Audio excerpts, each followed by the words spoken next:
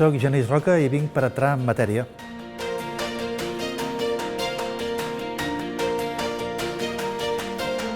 Hi ha moltes maneres de descriure què és la intel·ligència artificial, unes més tècniques, altres menys tècniques.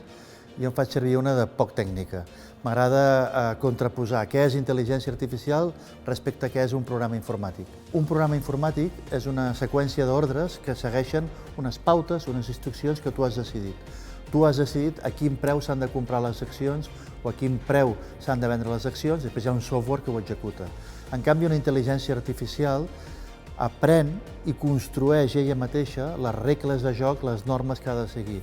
Una intel·ligència artificial aprèn a quin preu ha de vendre les accions o a quin preu ha de comprar les accions. A diferència d'un programa informàtic que respon als teus paràmetres, una intel·ligència artificial construeix bona part dels seus propis paràmetres, i aquest és el potencial que té, que la intel·ligència artificial pot arribar a conclusions que tu, autor del programa, no haguessis imaginat.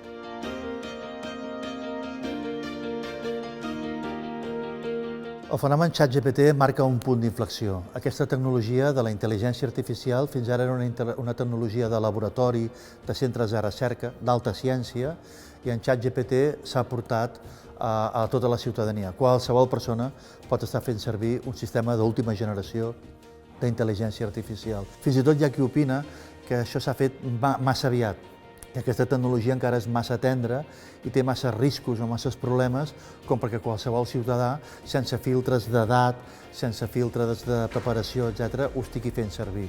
Per tant, hi ha riscos, però realment marca un punt d'inflexió. ChatGPT és només l'exemple. El que ha fet és que tots veiem el potencial que té això. ChatGPT es pot fer servir per moltes coses, però no deixa de ser una eina genèrica. Però hi ha equivalents específics. Hi ha equivalents d'intel·ligència artificial específics per temes de salut, específics per temes legals, específics per temes de logística, per temes de transport. Llavors comença a haver-hi sistemes d'intel·ligència artificial per solucions o per problemes molt concrets d'indústries molt concretes. I ara estem veient el potencial que té. Sempre es diu, però aquest cop crec que és cert, res serà igual.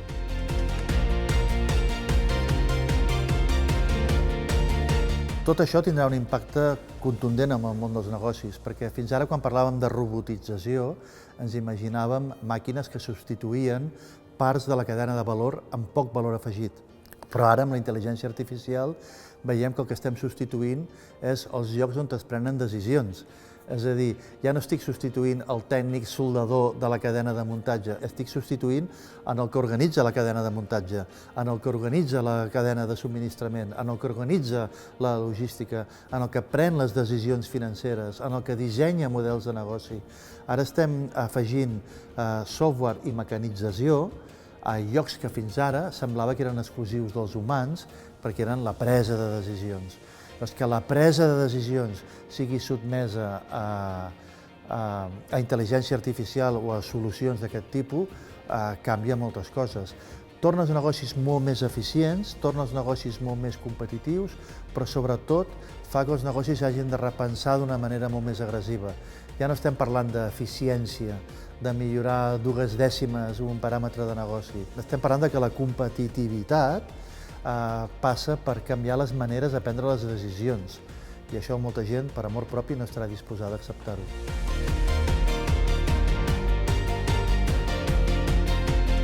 La gent està molt preocupada per quin impacte tindrà en el món laboral la intel·ligència artificial, però el que hauríem d'estar realment preocupats és de quin impacte tindrà en el repartiment de la riquesa. La societat industrial genera riquesa i la riquesa es retorna a la societat amb impostos i amb sous. Una empresa, una multinacional que opera a Espanya, genera riquesa i ens ho torna o bé pagant impostos o bé pagant sous. El problema que tenim amb la societat digital és que aquests grups multinacionals que generen, per exemple, que operen, per exemple, amb intel·ligència artificial, no retornen la riquesa al territori ni amb impostos a Catalunya o a Espanya, ni amb sous a Catalunya o a Espanya. Per tant, capturen una riquesa que se'n va parar a un altre lloc. Llavors, el problema que tenim nosaltres, si aquesta riquesa retornés al territori i nosaltres cobréssim, per exemple, renda bàsica universal, no hi hauria cap problema. La intel·ligència artificial genera riquesa i retorna a la societat, i nosaltres som societat, i mira, podríem viure sense treballar. El problema és que en el sistema actual jo necessito treballar per accedir a una font d'ingressos. I ara la intel·ligència artificial captura aquests ingressos i no me'ls retorna.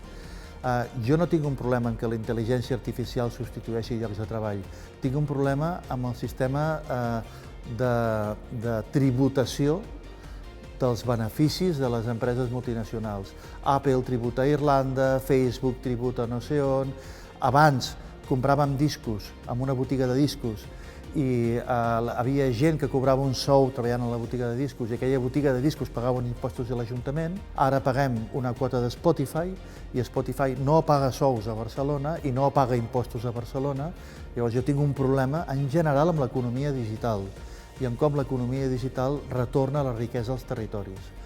Llavors, el meu problema no és en què la intel·ligència artificial substitueixi llocs de treball, sinó que, a més, no retorna la riquesa al territori. I és un problema tributari i legal. I el problema el tenim amb la manera d'organitzar la fiscalitat que té Europa. No és un problema amb la tecnologia, és un problema amb les lleis, que són del segle XVIII.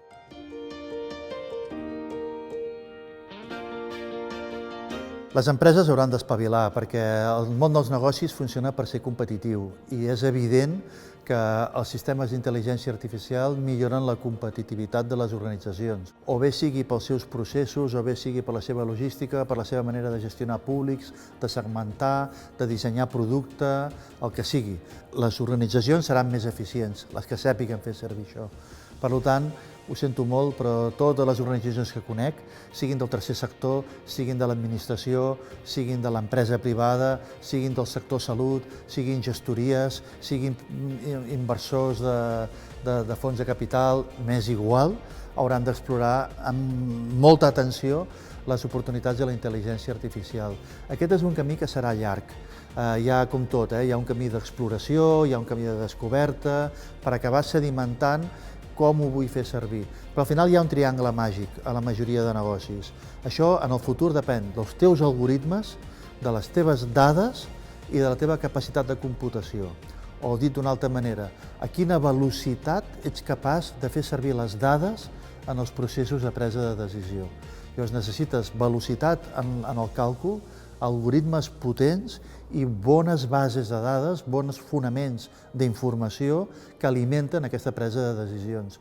Si en el teu negoci avui no estàs preocupat per la teva velocitat de computació, per la qualitat de la informació que gestiones i el tipus d'algoritmes, digue-li intel·ligència artificial que fas servir, estàs fora de la partida.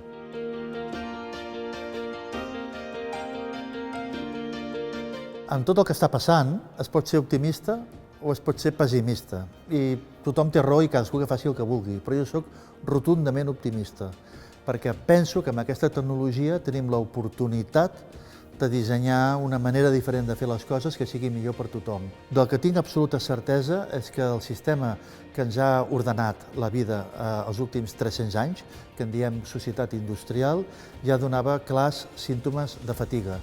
Necessitem una cosa nova. Aquesta cosa nova, que potser podria ser més justa, però potser podria ser més injusta, va de la mà de la tecnologia. Tenim la tecnologia que pot permetre dissenyar un sistema nou i si és bo o dolent dependrà només de nosaltres. I com que penso que estem aquí atents i actius, tinc l'obligació de ser optimista.